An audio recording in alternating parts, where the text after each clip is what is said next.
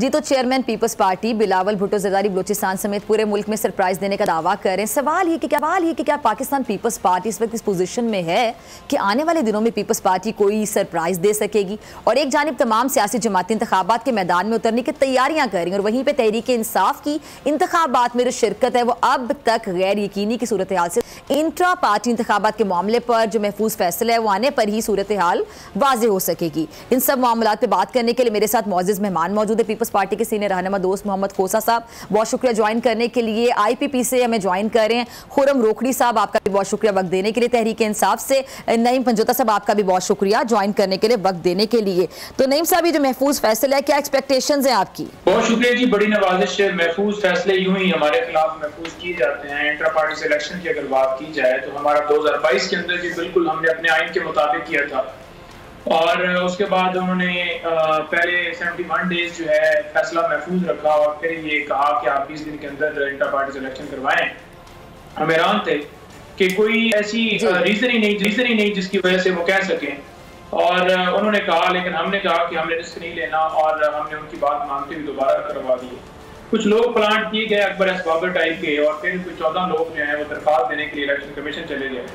वो लोग जिनका तल्लक ही नहीं है पीटीआई से, वो लोग जो मेंबर ही नहीं है पीटीआई से, तो वो जाकर दरखास्त देते हैं जी कि इनके इंटर पार्टी इलेक्शन ठीक नहीं हुए, हमें मौका नहीं मिला। हमारा जो आइन है वो बड़ा वाज़ह कहता है कि जब आप मेंबर ही नहीं है तो फिर आप लड़ ही नहीं सकते इलेक्शन, और जब उम्मीदवार ही नहीं था तो डेफिनेटली वो बिला मुकाबला हुए।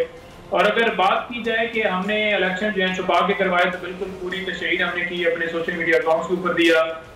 इलेक्शन कमीशन को हमने बाकायदा तौर पर खत लिखा कि वहां पर हमें सिक्योरिटी दी जाए।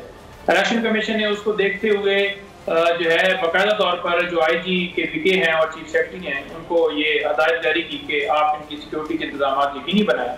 29 तारीख को हमने शेड्यूल अनाउंस किया और 2 तारीख के लिए ये डे मुख्तस था। पेशावर के एक मुकाम के ऊपर ये ओपन एक हमारा जो है वो जो प्रोसेस है कॉन्स्टिट्यूशन के मुताबिक वो हमने कंप्लीट किया और इलेक्शन अपने करवाए। अब बल्ले का निशान इस वक्त भी एक ऐसी गैर यकीनी सूरत हाल के अंदर उन्होंने लटकाया हुआ है जिससे पाकिस्तान तहरीक इंसाफ के वर्कर्स के दरमियान एक मायूसी, एक ऐसी चीज जो है लोगों के अंदर पाई जा रही है कि पाकिस्तान तहरीक इंसाफ पत्नी बैलेट पेपर के ऊपर होगी, बल्ले का निशान होगा या नहीं होगा।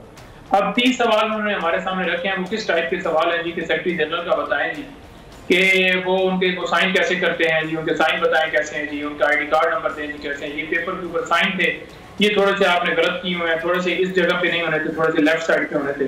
तो इस तरह के सवाल हैं और वो लोग उन दरखास्तों के ऊपर इस तरह के सवाल उठाए गए हैं जी जो हमारे मेंबर ही नहीं है। वो लोग जिन्होंने दरखास्तें दी हैं वो पीटीआई से उनका कोई तल्लक ही नहीं है, सिर्फ वो लोग प्लांट किए गए हैं पाकिस्तान तहरीक इंसाफ को सिर्फ बैठने के लिए, वोटर्स के अंदर मायूसी पैदा करने के लिए। अगर फ्री एंड फेयर इलेक्शन की बात की जाए तो ये सबसे बड़ी तलवार जिस वक्त हमारे ऊपर ये लटकाई गई और इलेक्शन कमीशन जानबूझकर एक पार्टी बना हुआ है। इलेक्शन कमीशन को ये नजर नहीं आ रहा कि यूरोप के अंदर हम जलसा करते हैं तो वहां पर डिप्टी कमिश्नर जो है हमारे जलसे के अंदर पानी छोड़ देते हैं ग्राउंड के अंदर। उनको ये नजर नहीं आ रहा कि लोगों को 3 एमपीओ के तहत जो है वो गिरफ्तार किए जा रहे हैं, तो उसकी हासिल नहीं है। मैं थोड़ी देर पहले मुझे पता चला है कि सरगोदा में एक हमारा दोस्त हैं, एक वकील हैं, उनके वालिद साहब हैं, वो पेपर देने के लिए वहां पर गए कि हमें नॉमिनेशन पेपर जो दे दें। उन्हें कहा गया कि आप थोड़ा सा वेट करें, साथ ही पुलिस को बुला लीजिए। वो तो ना नाम नहीं ले रहा किसी जगह के ऊपर, सिर्फ उनका कसूर क्या है कि उन्होंने पेपर जमा करवाने हैं। आप ये समझते हैं कि इस तरह से पाकिस्तान तहरीक इंसाफ को जो है वो टारगेट करके तो आप ये समझेंगे कि इलेक्शन जो है वो फ्री एंड फेयर होने का प्रोसेस होने जा रहा है। अगर नोटिफिकेशन ही आपने निकालना है तो फिर मेरा ख्याल में वैसे ही निकाल दिया जाए कि नवाज शरीफ साहब वज़ीर आज़म है, कौन तो कोई किसी सूरत तस्लीम नहीं करती जिस तरह से आपने ये कार्रवाई जारी की हैं। आंखों में धूल झोंकने वाली बात है, महज और कुछ भी नहीं है।